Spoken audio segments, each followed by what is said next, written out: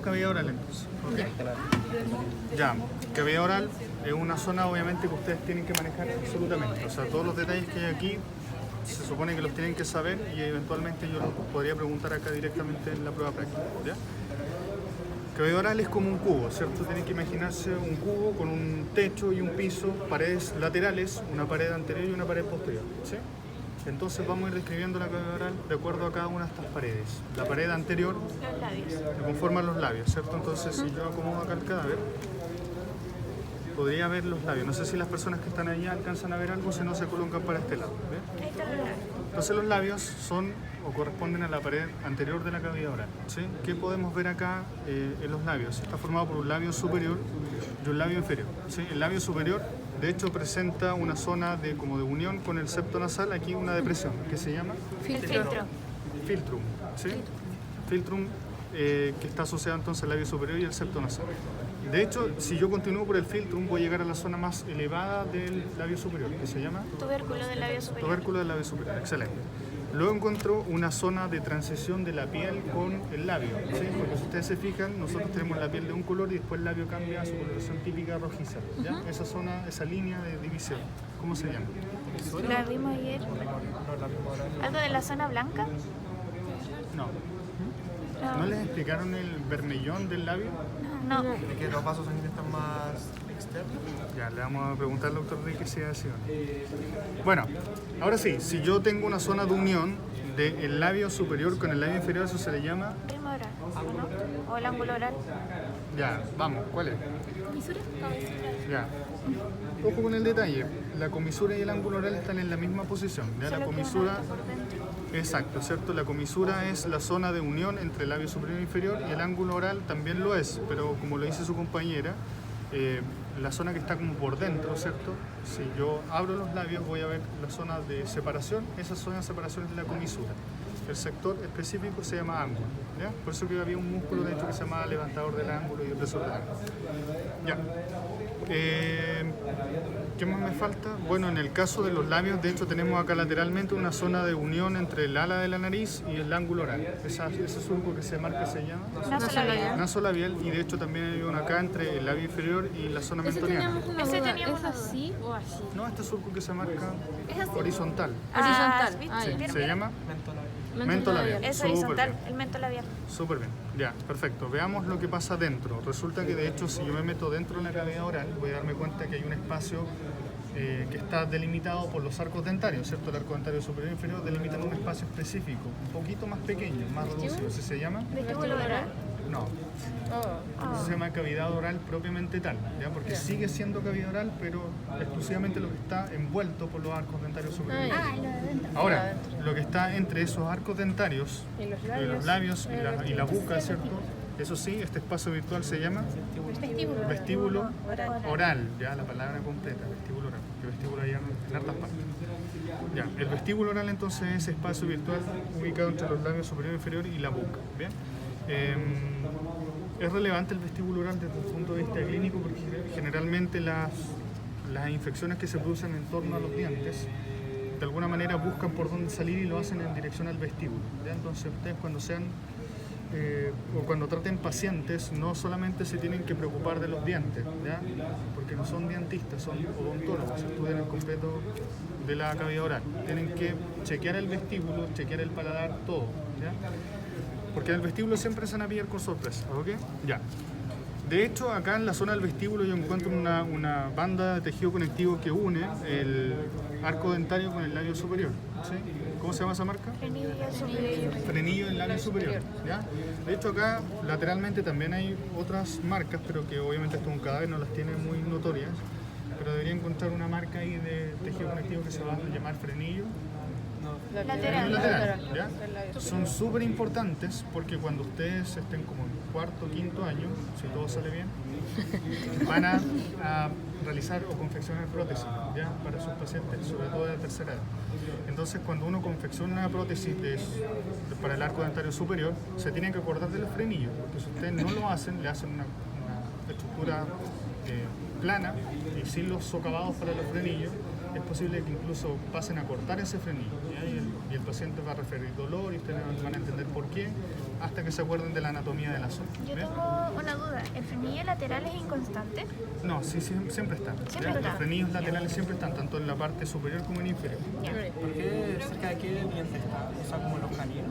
No, eso es variable, obviamente están, pero va a depender del tipo de arco, porque algunas personas tienen un arco más redondo, más cuadrado, más triangular, ¿sí?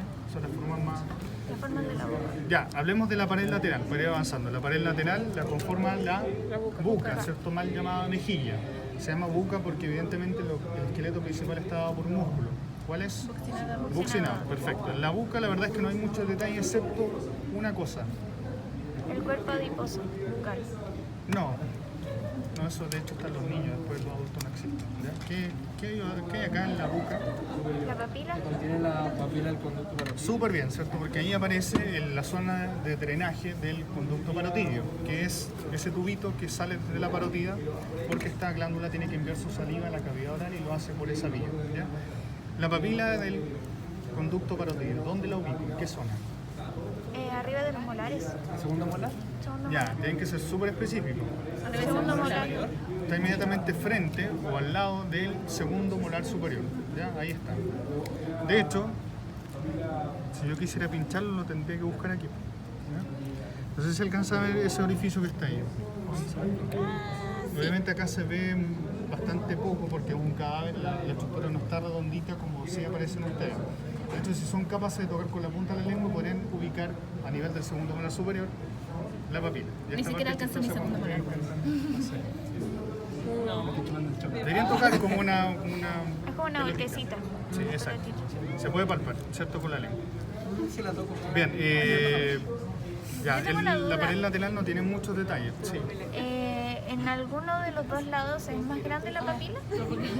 No, debería ser igual. Deberían ser iguales, Debería ser pero hay casos donde se vea más grande, por ejemplo, a la izquierda o la Tú eres derecha. una anomalía.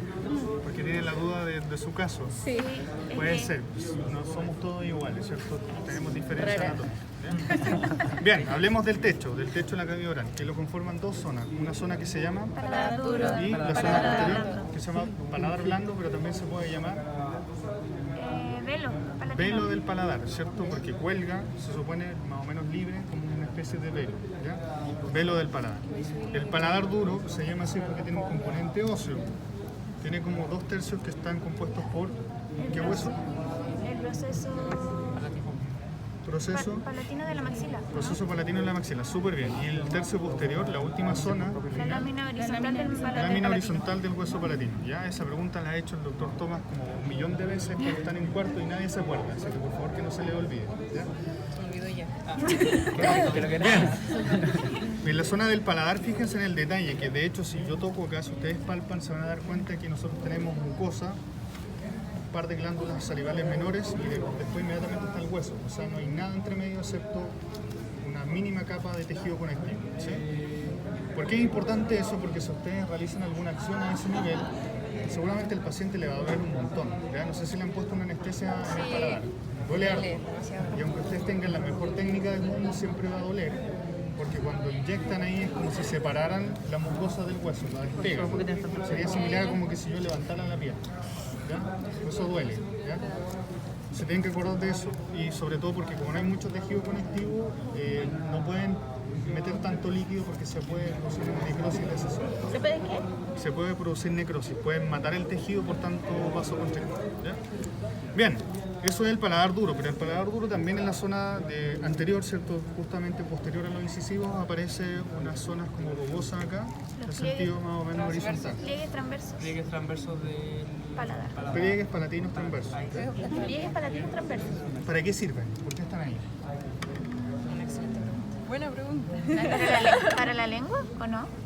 Bien, ¿cierto? Ya. En este caso tienen que pensar de que nosotros cuando hablamos, en este caso yo que estoy hablando, para ciertas palabras, o más bien dicho fonemas, yo apoyo la punta de la lengua ahí. Entonces quiero pronunciar la T y la S también, tiendo a apoyar la punta de la lengua en esa zona. Entonces, La N.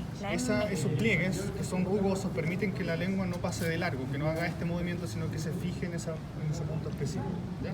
Otra vez, cuando estén en quinto, tengan que hacer su prótesis, yo espero que sean en 4 años más,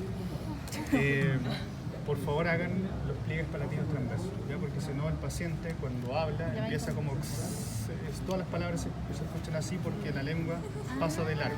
Entonces, si ustedes escuchan algún abuelito, alguna persona de tercera edad que utiliza prótesis y se escucha que sus palabras suenan con mucha S, significa que esa zona ya está gastada o no la hicieron derecho. Ya espero que ustedes no, se están formando como acá en anatomía para que se acuerden. O sea, una mala formación podría O sea, es que no hicieron los pliegues, se formación. olvidaron de colocar los pliegues palatinos transversos, que es básico, ¿ya? Porque sirven para articular fonetas. Claro, si es de nacimiento. Bien. Claro, y si es de una anomalía, una patología, evidentemente también va a generar el mismo efecto. Encontramos una zona de división del paladar como del lado derecho e izquierdo. ¿Cómo se llama eso? Rafe medio. Rasfe palatino. Medio.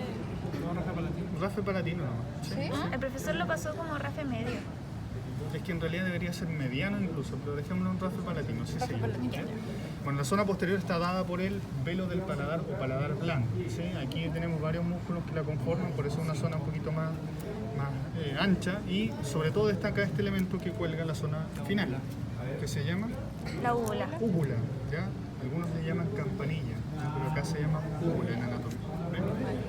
Bueno, hablemos del piso de la cavidad oral. Sí, el piso de la cavidad oral tiene este elemento que destaca mayoritariamente, que es la lengua. Yo les puse acá una lengua para que se vea mucho mejor y pueden visualizar lo siguiente, que tiene varias zonas. La zona de anclaje posterior e inferior se llama Raíz. raíz, la zona del medio se llama O cuerpo. cuerpo, ¿ya? Y esto, la zona más anterior se llama ápice, o también algunos le llaman vértice.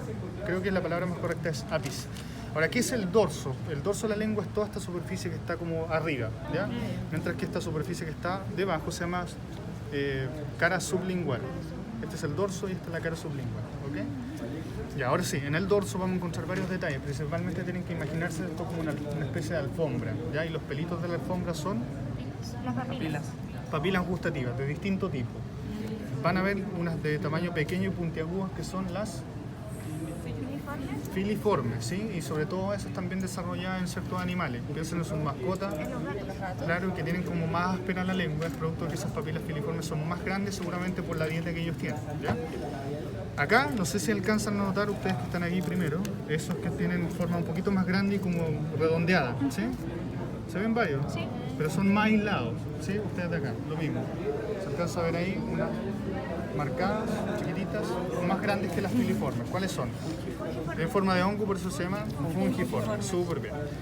Después en la zona de la B lingual, acá no se nota mucho la verdad, y aquí sí se nota un poco mejor. Se ven unas que son como dos círculos concéntricos, uno más grande y otro más pequeño.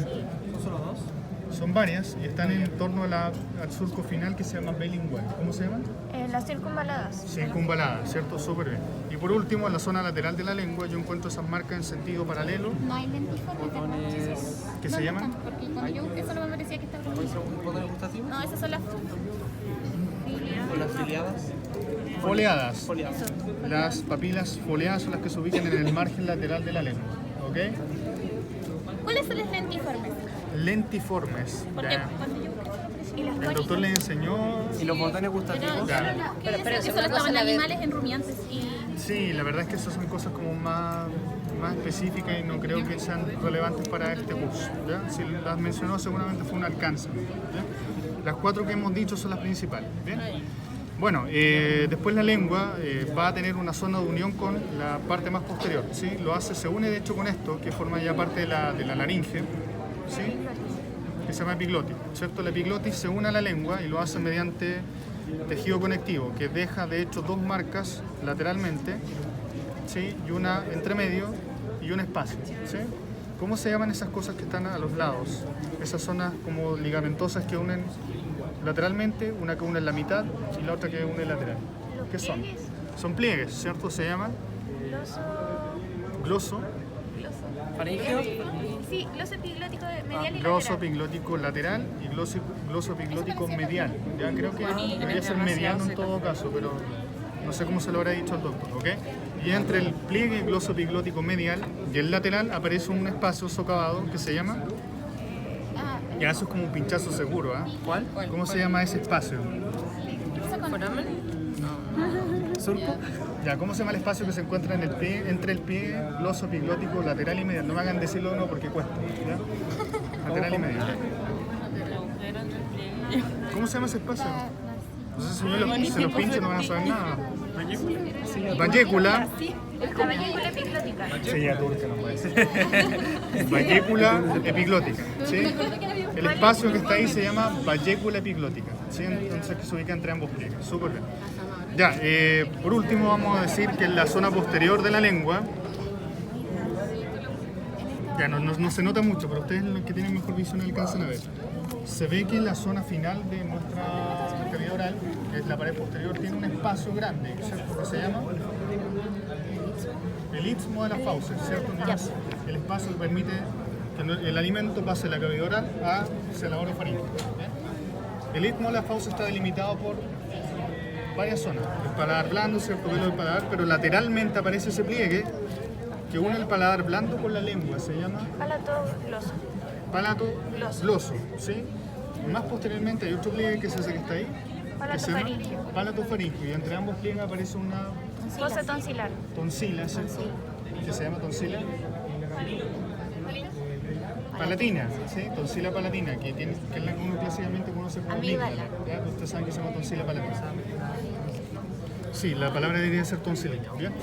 ¿Por qué es importante eso? Porque de hecho el pliegue, o sea, el arco palatogloso es la diferencia entre ustedes y un otorrinolaringólogo. ¿Sí? Un otorrinolaringólogo trabaja desde el pliegue o el arco palatogloso hacia posterior. Ustedes trabajan de ahí hacia adelante.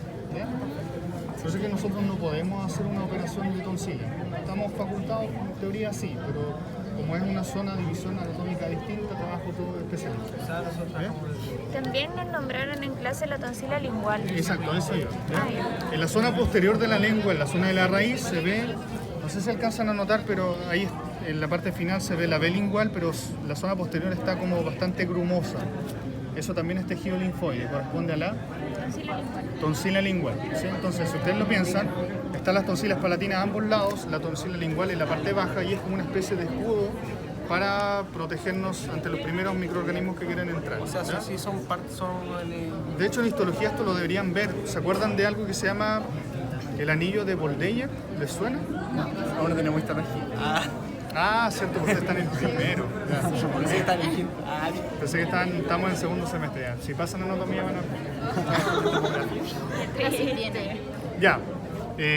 Creo que eso es como la mayoría de las cosas, porque en el piso acá está todo deshecho, no podemos ver otros detalles. ¿Sí? Ya, la última pregunta, para que terminemos. Si yo en el piso logro ubicar una zona donde desemboca el conducto de la glándula submandibular más el conducto principal de la glándula sublingual, ¿cómo se llama ese relieve? No era nivel lingual. Es un nombre raro. Las carúnculas. Cúrcula lingual. Carúncula sublingual. Carúncula sublingual, ¿cierto? Es una zona donde viene la llegada de la saliva que produce la glándula submandibular y sublingual, ¿sí? Y otra vez, esa zona se puede cargar de placa bacteriana endurecida porque también por allí sale saliva. ¿Bien? Entonces los pacientes tienden a acumular muchos depósitos duros en esa zona. ¿Bien? De hecho, ya esto es como off the record, hay gente que es capaz de presionar esa zona con la lengua y expulsar saliva. Agua. Ya, por favor no lo hagan. ¿Quién puede? La Connie puede. Se puede porque pueden Tiran presionar entonces Pokémon. Como que tiran la saliva. glándula. Pokémon tipo agua. Yo así como como la con un chorro de agua. Ya, terminamos.